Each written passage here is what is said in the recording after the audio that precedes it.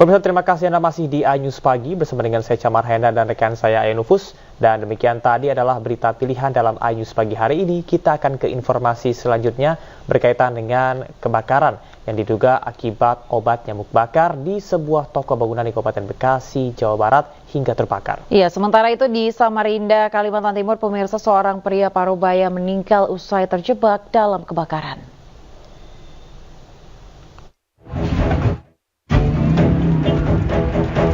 Kobaran api membakar toko bangunan di perumahan Alamanda, Karangsatria, Tambun Utara, Kabupaten Bekasi, Jawa Barat.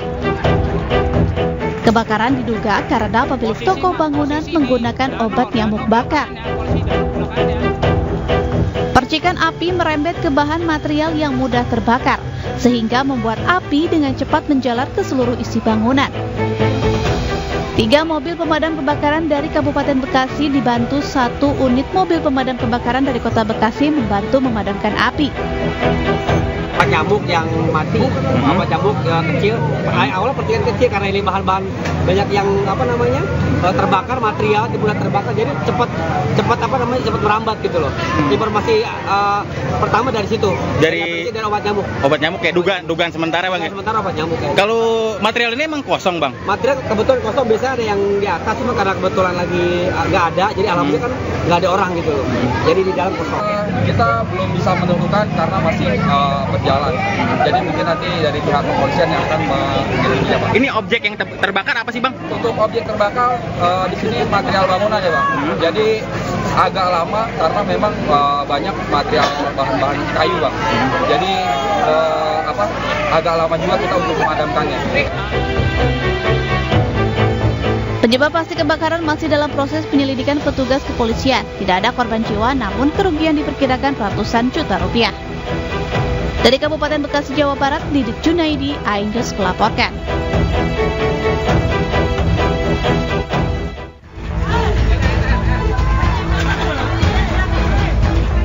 Kebakaran terjadi di Jalan Lumba-Lumba RT 2 Kelurahan Selili, Kecamatan Samarinda Ilir, Samarinda, Kalimantan Timur, Selasa malam. Warga sekitar dan sejumlah relawan berjibaku memadamkan api dengan alat seadanya. Lantaran lokasi kebakaran berada di atas bukit membuat petugas pemadam kesulitan untuk memadamkan api. 1 jam kemudian api berhasil dipadamkan. Kebakaran yang menghanguskan 2 rumah warga ini juga menelan 1 korban jiwa. Seorang pria Parubaya berusia 42 tahun tewas setelah terjebak dalam kamar saat kebakaran terjadi. Petugas pemadam dan pihak kepolisian langsung mengevakuasi jasad korban dan membawanya ke rumah sakit untuk dilakukan penyelidikan. Pada saat kejadian kita menemukan 1 korban atas nama Tirta, umur 41 tahun. Pada saat kami temukan keadaan korban sudah meninggal dan untuk korban sudah dibawa ke rumah sakit untuk kita lakukan tindakan kepolisian. Pada saat kejadian beliau almarhum pas sendiri di rumah. Jadi kami masih mengumpulkan keterangan dari saksi-saksi yang ada di sekitar kejadian. Belum diketahui pasti penyebab kebakaran. Polisi masih menyelidiki kasus ini dan memasang garis polisi di lokasi kejadian. Dari Samarinda, Kalimantan Timur, Ardi Wirya, iNews melaporkan. Pemirsa, sedih bercampur kecewa dirasakan sejumlah orang tua saat mengetahui anak mereka ditangkap petugas kepolisian ketika tengah menggelar konvoi bagi-bagi takjil on the road. Hampir 100 pelajar SMA diamankan polisi lantaran kegiatan bagi-bagi takjil jelang waktu berbuka puasa kerap berujung pada aksi tawuran. Seorang ibu tak mampu membendung kesedihannya saat mengetahui putranya yang masih berstatus pelajar tingkat SMA diamankan jajaran Polres Metro Jakarta Pusat di pos polisi Tamrin Bundaran HI. Sang putra bersama 91 pelajar lainnya diamankan petugas di sejumlah lokasi berbeda saat tengah berkonvoi sambil membagikan takjil jelang waktu berbuka puasa. Mereka terpaksa diamankan lantaran kegiatan takjil on the road kerap berujung pada aksi tawuran. Terbukti dengan didapatinya puluhan petasan yang dibawa para pelajar saat berkonvoi. Rencananya pagi ini petugas akan memanggil pihak sekolah dan orang tua untuk membuat surat perjanjian tertulis sebagai jaminan agar para pelajar tidak lagi melakukan kegiatan takjil on the road.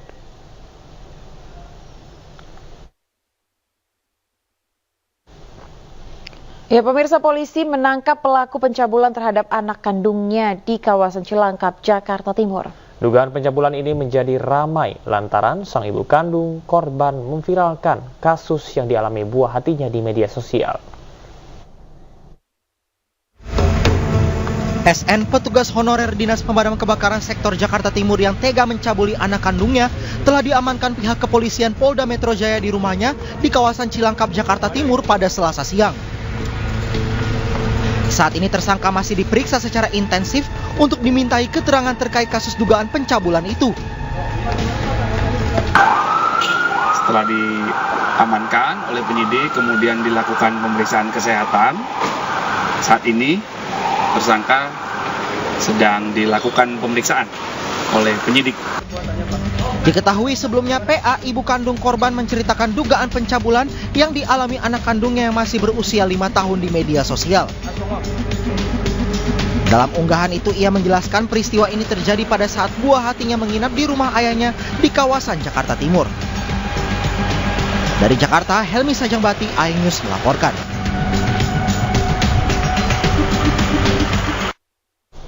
Pemirsa, ribuan paket sembako murah diserbu warga dalam bazar Ramadan yang digelar di Gedung Serbaguna GSG Tiga Raksa, Kabupaten Tangerang, Banten. Sementara itu di kota Cimahi, Jawa Barat, ribuan warga rela antri berjam-jam untuk membeli beras murah.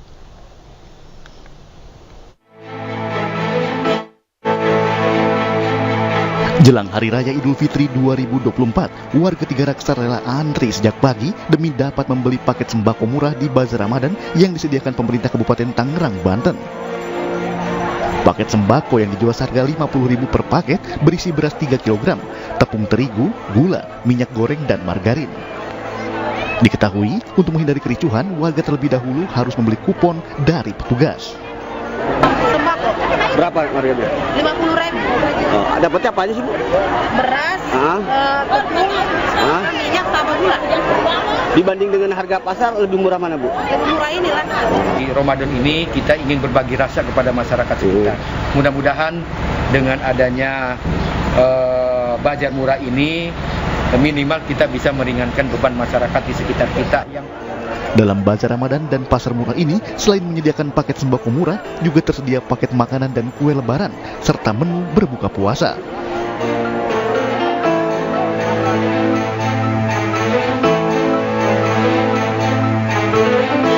Sementara itu di kota Cimahi, Jawa Barat, nampak antrian panjang warga saat akan membeli beras murah di kantor cabang Bulog. Warga harus rela antri berjam-jam demi dapat membeli beras medium di Gerakan Pangan Murah dengan harga Rp53.000 per 5 kg. Diketahui saat ini, harga beras di pasaran masih terbilang mahal, yakni Rp15.000 per kilogramnya. Rencananya Gerakan Pangan Murah ini akan digelar serentak di 27 kabupaten kota se-Jawa Barat hingga 2 hari jelang Lebaran. Dari Kabupaten Tangerang dan Cimahi, Jawa Barat, Tim Liputan iNews melaporkan. Pemirsa, dalam upaya mengurangi tercemarnya udara di area lingkungan kampus, sebuah perguruan tinggi negeri di Depok mengolah limbah plastik menjadi bahan campuran untuk membuat jalan aspal. Seperti inilah proses pembuatan jalan aspal dari limbah plastik yang menghubungkan akses jalan dari FISIP dengan FEB Universitas Indonesia. Warna hingga tekstur jalan aspal tak ada perbedaan, namun aspal ini terbuat dari limbah plastik di area lingkungan kampus. Aspal diolah dari limbah plastik bungkus mie instan dan limbah plastik botol bekas air minum kemasan. UI mencapai angka 70% area hijau di lingkungan kampus hingga tercatat sebagai kampus lestari nomor 1 di Indonesia. Dilakukan dengan membuat sampah plastik atau limbah plastik multilayer menjadi jalan aspal di dalam area UI. Jadi kalau mungkin ada yang Anda berkunjung ke Universitas Indonesia, melewati jalan dari mulai FISIP sampai dengan ke Fakultas Ekonomi dan Bisnis, mungkin Anda tidak pernah tahu bahwa yang Anda lewati itu adalah jalan yang sudah merupakan daur ulang dari limbah mie instan, carton mungkin, botol air minum dalam kemasan. Hampir setiap daerah di Indonesia pemirsa memiliki batik dengan ciri khasnya masing-masing. Salah satunya adalah batik Ciwitan yang tergolong unik karena harus diciwit atau dicubit. Nah, seperti apa pembuatan batik yang berasal dari wilayah Ciampea, Kabupaten Bogor ini? Berikut liputannya untuk Anda.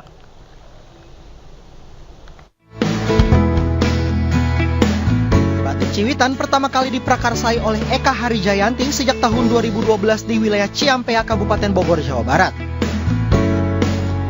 Batik yang dibuat dengan cara diciwit atau dicubit ini terinspirasi dari teknik membatik ala Jepang yang bernama shibori. Eka juga aktif berbagai ilmu dan memberikan pelatihan teknik membatik bagi warga di lingkungan tempat tinggalnya. Karena mulai ada pesanan setelah 2015 itu, saya mau nggak mau butuh dibantu sama teman-teman. Nah, saya mencoba untuk merekrut ibu-ibu di beberapa kampung yang akhirnya saya ajarin mereka untuk bisa belajar ini. Jadi ketika saya ada pesanan, saya bisa subkan ke mereka bantu ngejahitnya, nanti untuk pewarnaan tetap ada di saya. Kegigihan Eka dalam melestarikan budaya batik mendapat apresiasi dari berbagai pihak. Bersama beberapa pelaku UMKM yang berada di kawasan Desa Wisata Benteng, Eka mendapat bantuan modal dalam program Desa Brilian. Dan waktu itu kami mendapatkan gitu barang-barang atau bahan-bahan untuk produksi gitu, dan keperluan produksi beberapa seperti kain, pewarna dan alat-alatnya. Untuk BRI ada program namanya Desa Brilian. Itu satu program yang BRI mencoba untuk membantu desa agar UMKM di desa dapat berkembang dengan baik. Batik Ciwitan bisa digunakan sebagai bahan dasar baju, selendang, bahkan sajadah. Harganya pun beragam. Untuk batik Ciwitan dengan bahan dasar kain sutra dijual dengan harga lebih kurang 2 juta rupiah. Dari Kabupaten Bogor, Jawa Barat, Yunaldi Libra, iNews melaporkan. Ya, pemirsa, tim U23 Indonesia bertolak ke Dubai untuk menggelar pemusatan latihan selama 10 hari ke depan jelang AFC Asian Cup U23 2024. Bahkan selama pemusatan di sana, pemirsa, para pemain akan melakoni 2 laga uji coba.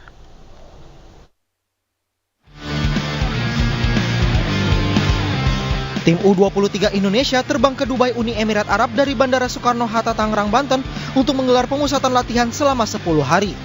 Sebanyak 27 pemain akan mengikuti pemusatan latihan. 22 pemain bertolak dari Indonesia, sedangkan 5 pemain lain yang merupakan pemain yang berkarir di luar negeri dan langsung terbang ke Dubai. Pelatih tim U23 Indonesia Shin Taeyong mengungkapkan, walaupun hanya memiliki waktu 10 hari untuk persiapan, ia tetap optimis skuad Garuda Muda akan menampilkan performa maksimal. 감독 입장에서는 시간이 충분하진 않죠, 사실은. 그렇지만 짧은 기간이지만 감독으로서 또 짧은 기간에 얼만큼 팀을 만들 수 있냐, 이게 중요하기 때문에 그 짧은 시간을 잘 활용해서 좋은 팀으로 만들 수 있도록 최선을 다하겠다. Selain menggelar pemusatan latihan, tim U23 Indonesia juga akan menjalani 2 laga uji coba tertutup melawan Arab Saudi dan Uni Emirat Arab. Pemusatan latihan di Dubai diharapkan menjadi momentum persiapan timnas menghadapi tantangan di AFC Asian Cup U23 2024 yang digelar pada 15 April hingga 3 Mei mendatang. Tim Liputan iNews melaporkan.